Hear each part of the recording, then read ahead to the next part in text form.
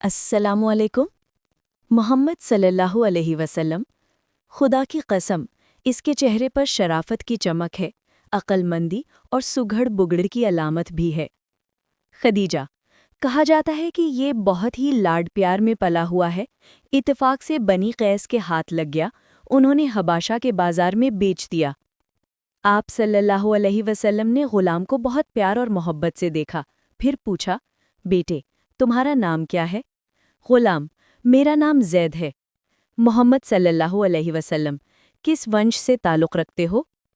غلام، میرے باپ کا نام حارثہ ہے، دادا کا نام شرحبیل ہے اور پردادا کا نام کعب ہے، اور میری ماں کا نام سودا ہے، وہ ثعلبہ کی بیٹی ہیں اور تئی قبیلے سے آئی ہیں۔ آپ صلی اللہ علیہ وسلم نے بیوی خدیجہ سے فرمایا، کیا اب یہ غلام میرا نہیں ہے؟ خدیجہ، ہاں کیوں نہیں، یہ آپ ہی کا ہے۔ آپ صلی اللہ علیہ وسلم نے اسی سمے غلام کو آزاد کر دیا اور اپنا بیٹا بنا لیا۔ پھر غلام کے ماں باپ کے پاس ایک آدمی بھیجا کہ ان کو اطمینان ہو جائے کہ ان کا بیٹا خیریت سے ہے۔ وہ ویر خوشی سے زید کے باپ اور چچا مکہ آئے۔ انہوں نے آپ سے درخواست کی، ہم سے منہ مانگے دام لے لیجئے، پرنتو بیٹے کو چھوڑ دیجئے۔ آپ صلی اللہ علیہ وسلم نے کہا، ایک صورت ہے۔ وہ بولے، وہ کیا ہے؟ آپ صلی اللہ علیہ وسلم نے کہا، میں اسے بلاتا ہوں اور اس کی خوشی پر چھوڑتا ہوں، اگر وہ ساتھ جانا پسند کرے تو آپ لوگ اسے لے جائیں، مجھے دام دینے کی ضرورت نہیں، اور اگر اسے میرے ساتھ رہنا پسند کیا تو پھر میں بھی اس کو نہیں چھوڑتا جو مجھے نہیں چھوڑتا۔ وہ بولے، یہ تو آپ کی بڑی مہربانی ہے۔ آپ نے زید کو بلایا اور فرمایا، دیکھو یہ دو مہمان آ گئے ہیں، کیا انہیں پہچانتے ہو؟ زید نے کہا، ہاں ہاں، یہ تو میرے باپ اور چچا ہیں۔ فرمایا، تمہاری اچھا ہے، چاہو تو ان کے ساتھ گھر چلے جاؤ اور دل چاہے تو میرے ساتھ رہ جاؤ۔ وہ فوراً آپ سے لپٹ گیا، بولا، نہیں نہیں، میں تو آپ ہی کے ساتھ رہوں گا۔ زید کا باپ حارثہ غصے سے لال ہو گیا، کڑک کر بولا، زید، ماں باپ اور قوم و وطن کو چھوڑ کر تو غلامی پر راضی ہے؟ زید نے کہا، انہوں نے مجھے غلام نہیں بنایا ہے، ان میں ایسی خوبیاں ہیں کہ میں انہیں کبھی نہیں چھوڑ سکتا۔ آپ صلی اللہ علیہ وسلم نے زید کا ہاتھ پکڑا، لشکر قریش کے پاس آئے اور فرمایا کہ آپ لوگ گواہ رہیں، یہ میرا بیٹا ہے، یہ میرا وارث ہوگا اور میں اس کا وارث۔ حارثہ نے یہ منظر دیکھا تو خوشی سے اچھل پڑا اور بیٹے کو آپ ہی کے پاس چھوڑ کر چلا گیا۔ تھوڑے ہی سمے بعد چچیرے بھائی علی بھی آپ کی سرپرستی میں آ گئے، ہاں وہی علی جو ابو طالب کے بیٹے ہیں۔ اس طرح زید اور علی دونوں ساتھ رہنے لگے اور آپ کے لاڈ پیار میں زندگی کی ساری کڑواہٹ بھول گئے۔ علی آپ صلی اللہ علیہ وسلم کی سرپرستی میں کیوں آئے؟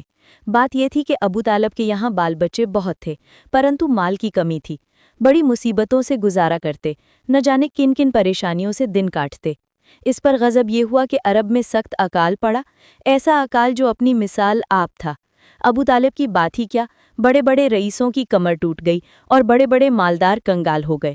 آپ کے ایک دوسرے چچا تھے عباس، یہ بنی ہاشم کے رئیسوں میں تھے۔ آپ نے ان سے کہا، ہم دونوں چچا ابو طالب کے دو لڑکوں کو اپنی پرورش میں لے لیں، اس سے ان کا کچھ بوجھ ہلکا ہو جائے گا اور پریشانیاں کم ہو جائیں گی۔ عباس نے یہ رائے پسند کی، دونوں ابو طالب کے پاس گئے، ان کے سامنے اپنی بات رکھی۔ ابو طالب نے کہا، اللہ تم دونوں کا بھلا کرے، مجھے کوئی آپتی نہیں، ان میں سے جن دو کو چاہو لے لو۔ عباس نے جعفر کو لے لیا اور آپ نے علی کو۔ اس وقت سے آپ علی کے پیارے باپ بن گئے اور علی آپ کے چہیتے بیٹے۔ پیارے نبی صلی اللہ علیہ وسلم کی عمر کی 40ویں بہار شروع ہو گئی۔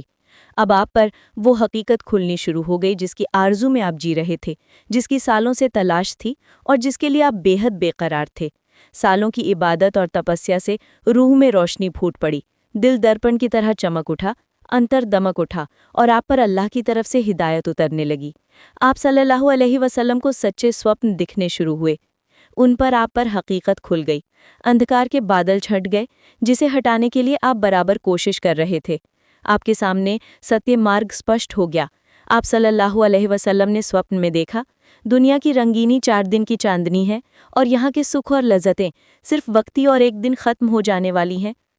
آپ کو پورا اندازہ ہو گیا کہ لوگ کتنی غلط باتوں میں گرفتار ہیں، ان کے وچاروں اور دھارناؤں میں کتنا بگاڑ ہے اور وہ سیدھی راہ سے کتنے دور ہیں۔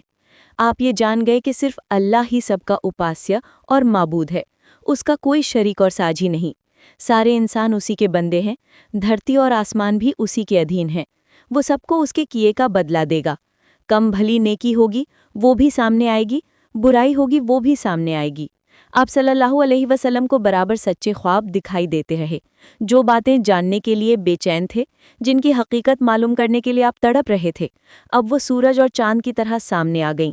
सत्य बिल्कुल खुलकर आंखों के सामने आ गया, असत्य की सारी वास्तविकता आप पर स्पष्ट हो गई।